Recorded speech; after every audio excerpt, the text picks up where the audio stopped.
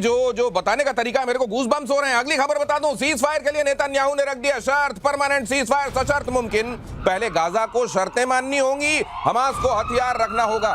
ये हमास को खैर पूरा गाजा समतल बनाने में अब इजराइल वहां पर लगा हुआ है और ये बहुत जल्दी होता हुआ दिखाई देगा। लेकिन हम जो देख रहे हैं खासतौर से इजराइल और ईरान के मामले में हमने जो देखा मेजर गौरव आर्य जी, वो अगर ड्रोन में और ड्रोन जो उनका कहा जाता रहा शहीद 136 और ये वगैरह, ठीक है, उनके पास मिसाइल है और अगर ड्रोन है तो ये ड्रोन उतना सशक्त आपको इस स्कर्मिश में दिखाई दिए क्या भाई 12-13 दिन जो चला? नहीं, मुझे नहीं लगता कि वो, देखिए उन्होंने सिविलियन बिल्डिंग्स में मारा, ये बात है, लेकिन क्या आपने कोई ऐसा सुना कि कोई इजरायली मेजर मिलिट्री टारगेट को उन्होंने बर्बाद कर दिया हो? जैसे कि इन्होंने इस्फहान में मार दिया, जैसे इन्होंने फोर्डो में मार दिया, जैसे इन्होंने पूरे इनके मिलिट्री जो एलीट थे एशेलॉन उनको साफ कर दिया। आपने इजराइल में ये खबर नहीं सुनी। हाँ, अस्पताल में मार दिया, शॉपिंग मॉल में मार दिया, इजराइल के अंदर ये आपने सुना है, ठीक है। बीरशेबा में अस्पताल को मार दिया, टेल अवीव में शॉपिंग मॉल, ये सब है। तो मुझे नहीं लगता, क्योंकि इसका एक और कारण है, ईरान के ड्रोन जैसे भी हों, लेकिन एक बात तय है कि इजराइल का एयर डिफेंस वर्ल्ड क्लास है, इसमें कोई शक नहीं। मेजर आर्या, ये ड्रोन जो हैं, हम देखते हैं चाइना ने एक बनाया है जो एकदम मक्खी जैसा ड्रोन है, मच्छर जैसा छोटा सा, बिल्कुल। और अब इतने बड़े रीपर वाले जैसे जो ड्रोन है उन तक जा रहा है मामला। जी। ये तो फिर क्या फाइटर जेट तक चला जाएगा ये? नहीं, बिल्कुल।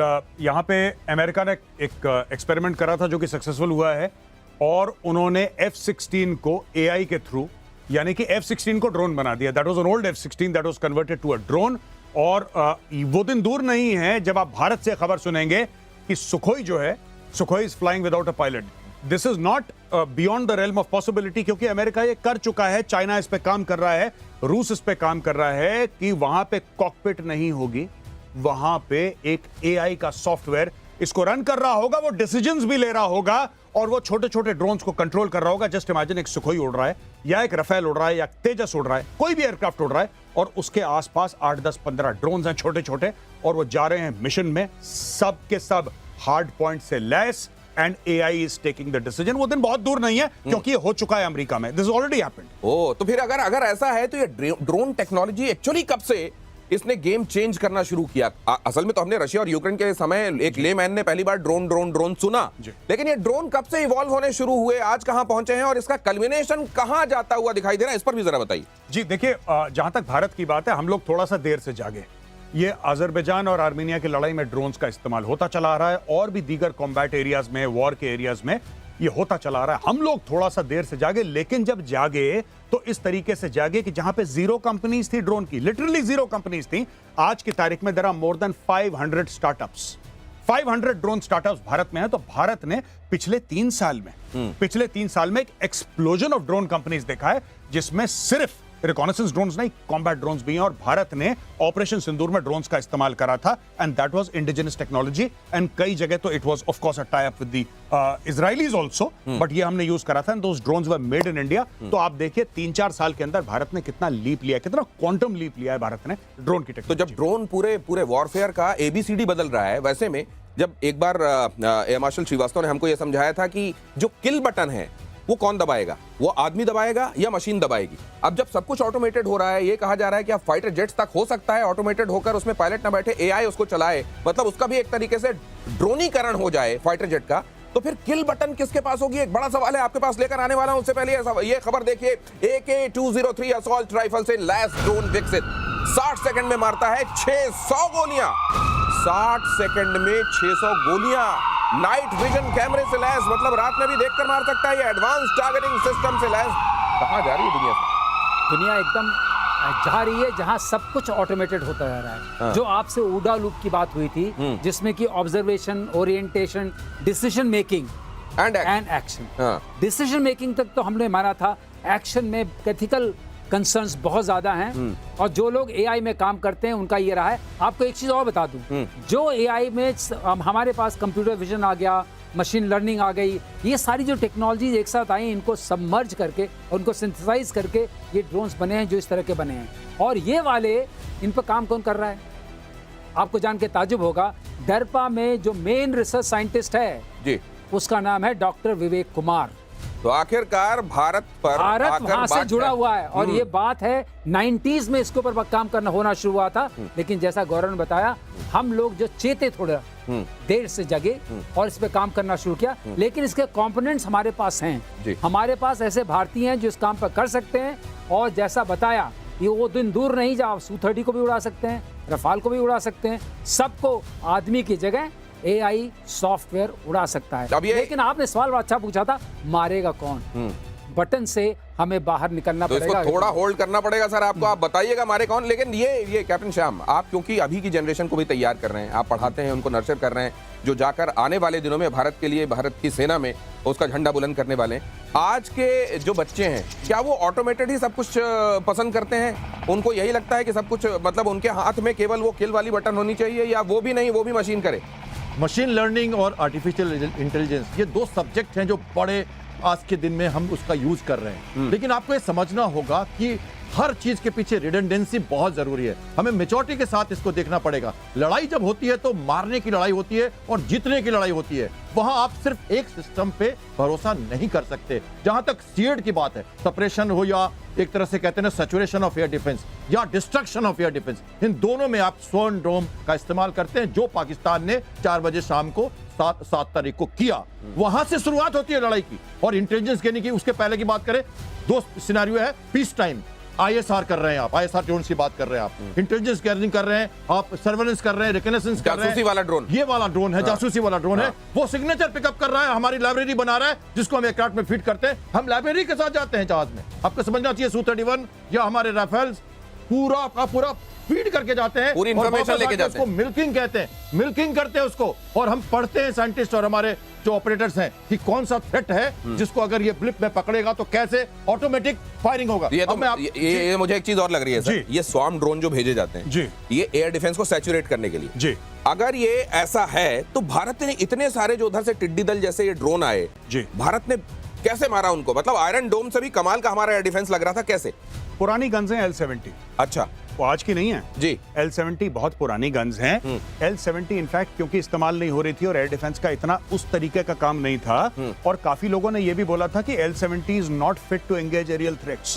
ये भी बातचीत चल रही थी। वही L-70 काम आया जिसको लाइन ऑफ कंट्रोल में लगा रखा था, डायरेक्ट फायरिंग रोल में कि बंकर उड़ा दो। अच्छा। इतना बड़ा गोला होता है L-70 का। ओके। हाँ, ये करा था। मैं, अगर आपकी अनुमति हो तो मैं एआई के बारे में एक बात बताइए कहना चाहता हूं। प्लीज। देखिए, एआई क्यों लोग प्रेफर करना शुरू कर गए, एथिकल डिलेमा एक बात है, एआई छुट्टी नहीं मांगता। नहीं, ये बीमार बात नहीं पड़ता, बीमार नहीं पड़ता, एआई की बीवी से लड़ाई नहीं होती, इंक्रीमेंट नहीं मांगता, प्रमोशन नहीं चाहिए उसको, उसका मूड खराब नहीं होता। एआई 24/7 ऑन रहता है। और ये जो वॉरफेयर आज का चल गया है 24/7 और ऊडा लूप के बारे में जो सर अक्सर बात करते हैं almost every second third episode, क्योंकि हमारा काम ऐसा है ऊडा लूप समझना, ये उस ऊडा लूप को जो कि हो सकता है एक जमाने में मिनट्स का हो, इसको मिली सेकेंड्स में।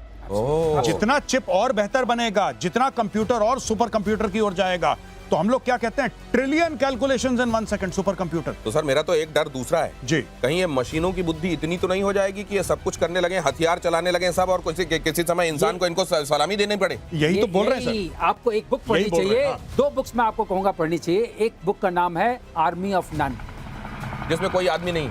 Army of none, Army of there none. Be no human being हाँ। And there be army, full fledged army. Dinesh एक चीज और बताएं, आप साउथ कोरिया में जाइए और नॉर्थ कोरिया, उसके बीच में एक नो मैंस लैंड है। ठीक है। आप वहां आप सोचते हैं कौन खड़ा होता है पहरा देने के लिए साउथ कोरिया की तरफ से? रोबो सोल्जर, उसके हाथ में गन होती है। आप जाइए, अभी भी एग्जिस्टिंग सिचुएशन है, ऐसा नहीं कि आज से हो रहा है, पिछले 5-7 साल से हो रहा है। जैसे गौरव ने बताया, हम इस रेस में थोड़ा पीछे चले, लेकिन जागो तभी सवेरा। ये जो मेजर गौरव आर्य अभी बता रहे थे कि वो छुट्टी नहीं लेता, वो बीमार नहीं पड़ता, वो मिली सेकंड में ऊडा लूप को कम कर देता है। जी। सर ये बताओ कि इमोशंस नहीं होते हैं, ठीक है जी। वो किम जोंग उन जैसा आदमी अगर कोई सॉफ्टवेयर बना देगा जी, तो कैसा होगा सर वो? नहीं, देखिए ना, बात यह है कि ये जो मॉरल और एथिकल डिलेमा की बात करते हैं, हाँ। कि जो किल बटन है या कोई ट्रिगर है, वो तो ह्यूमन बीइंग को ही प्रेस करना चाहिए। देखिए साहब, ये सारा मजबूरी का नाम महात्मा गांधी है। ये सब कहने वाली बातें हैं। जिस दिन आपके दुश्मन ने सॉफ्टवेयर डेवलप कर दी, ऐसा ड्रोन डेवलप कर दिया, और उसका ड्रोन अपने आप ऑटोनोमसली डिसीजन ले रहा है आपको मारने का, आपको भी मजबूरन करना पड़ेगा। ये मॉरल और एथिकल डिलेमा फिर नाली में चले जाते हैं। ये ऐसा है कि स्टुअर्ट रशल हैं जिन्होंने एआई में सारी किताब लिखी, उनकी किताब बाइबल की तरह मानी जाती है। मैं बाइबल वर्ड इसलिए यूज कर रहा हूँ कि जो भी बेसिक फाउंडेशन बुक होती है उसको हम वैसे डिस्क्राइब करते हैं नॉर्मली।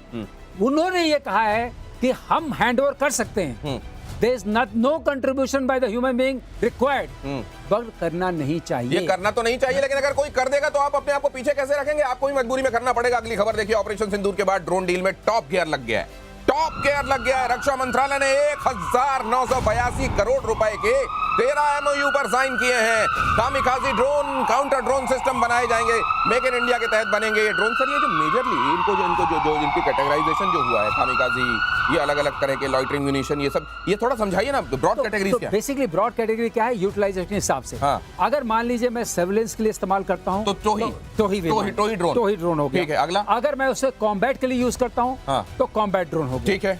तीसरा, हाँ। अगर मैं उसको लॉइटरिंग म्यूनिशन की तरह इस्तेमाल करता बारूद हूँ, लगा दिया, जाओ मंडराओ, फट जाओ, लॉइटरिंग म्यूनिशन की तरह, हाँ। तो वो अपना ढूंढता रहेगा, जब भी कोई सिग्नेचर आएगा फट जाएगा। ठीक है। और उसी को कामाकाजी भी कहते हैं। अच्छा, उसी को कामाकाजी। और भी कोई कैटेगरी? और भी फिर एक कैटेगरी आती है नैनो ड्रोन, जिसकी हम बात कर रहे थे, मक्खी तरह बैठे हुए। राइट। उसके बाद एक और ड्रोन आता है, स्मॉल ड्रोन आता है, हाँ। मीडियम ड्रोन आता है, हाँ। फिर लेकिन एक और ड्रोन आता है सर, और वो ड्रोन केवल एक जगह बनता है, वो है कटोरा ड्रोन। जरा इसके बारे में बताइए ना मेजर गौरव आर्य। कटोरा ड्रोन, ये कामेकाजी, देखिए कामेकाजी वो होता है जो जाता है वापस नहीं आता, कटोरा ड्रोन वापस जरूर आता है।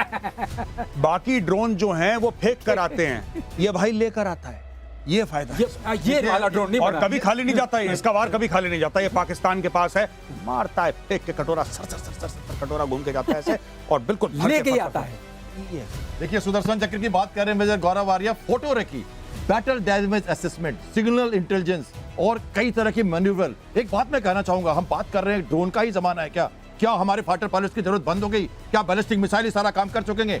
मैं एक छोटी सी बात कहना चाहता हूं, अगर आपने अटैक कर दिया, सप्रेस कर दिया और प्रिसाइज टारगेटिंग भी कर ली, और आपको जमीन दखल करना है, अगर जमीन दखल करना है तो आपको एयरक्राफ्ट चाहिए होंगे। दुश्मन का मनोबल तोड़ने के लिए आपको ऊपर से गुजरना पड़ेगा और आपको अपनी लैंडिंग करानी पड़ेगी।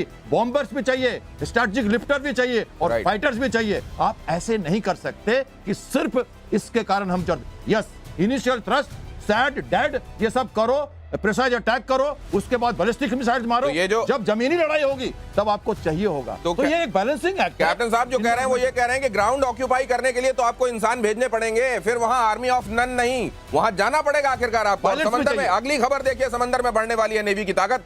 आईएनएस निस्तार 16 जुलाई को 16 जुलाई को होगा शामिल, नेवी के पूर्वी बेड़ी में शामिल होने वाला है। गहरे समुद्र और डाइविंग और पनडुब्बी बचाव में मदद क्या होगा सर इसके आने से?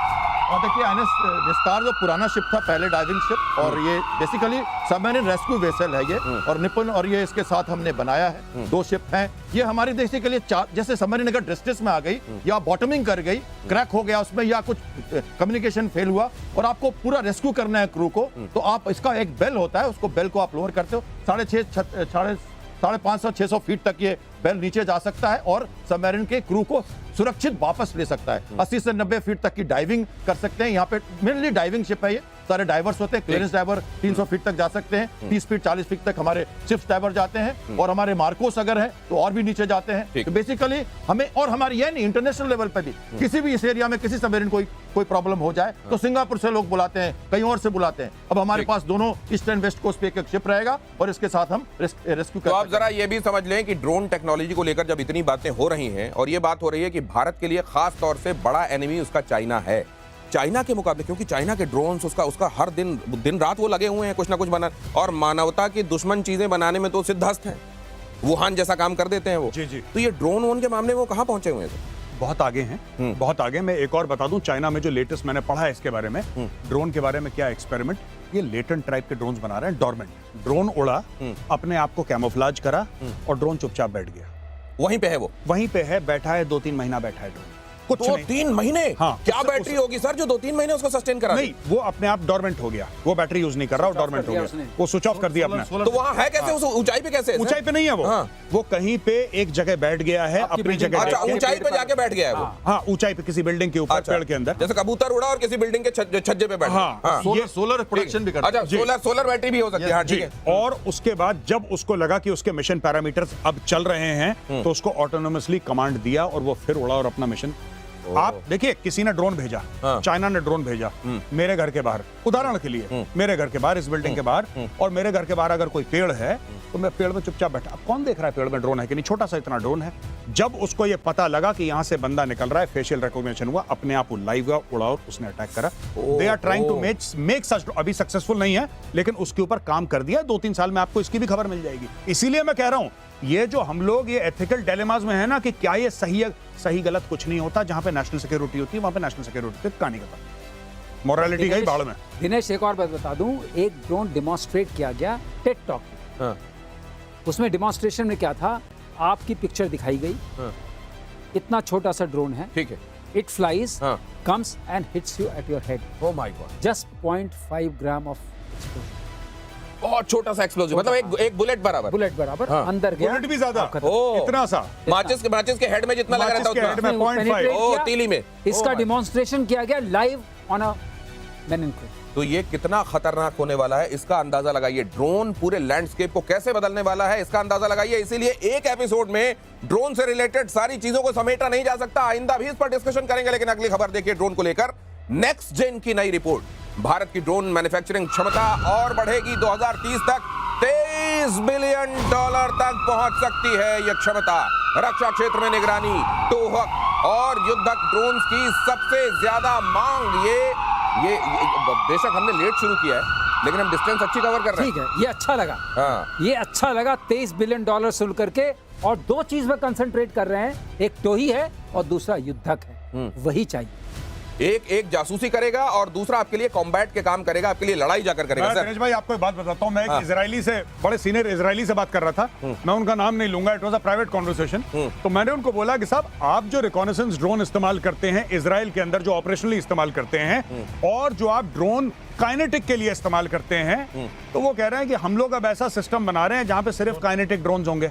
मैंने बोला क्यों? कहता है बिकॉज वी आर इजरायली। मैंने बोला इसका मतलब क्या है? कहता है कि रिकॉनेसेंस के लिए गया, हमारे पास इतना टाइम नहीं है कि उसने आतंकवादी को देखा फिर वो पीछे रिपोर्ट भेजे फिर हम करें। वही वहां पे थैंक यू बोल के, गुड नाइट बोल के वापस आ जाता है। तो मतलब एक को मल्टी रोल बनाया जाएगा, ये कहने का वो मतलब। कह रहे हैं कि रिकॉनेसेंस मल्टी रोड, सही बात। वो कह रहे हैं कि हमें रिकॉनेसेंस की क्या जरूरत है? आप रिकॉनेसेंस में हार्ड पॉइंट्स डालिए, आप उसमें हेलफायर मिसाइल डालिए, आप उस ड्रोन को उड़ाइए। अगर आपको नहीं फायर करना है मत करिए, लेकिन अगर ड्रोन ने आइडेंटिफाई कर लिया और ड्रोन ने वीडियो फीड भेजी और आपने रिकॉग्नाइज कर दिया कि भैया ये है, यहाँ पे ये घूम रहा है ईरानियन जनरल, तो फिर आपको, सर मैं क्या करूं? अच्छा मैं दूसरा ड्रोन भेजता हूं। दूसरा क्यों भेजना है? सामने है, वो निकल जाएगा, आपके पास टाइम नहीं है, यहीं से बटन दबाया, गुड नाइट। ये कह रहे हो here and now, here and now sir, बिल्कुल वहीं पे और इस तरीके से उड़ा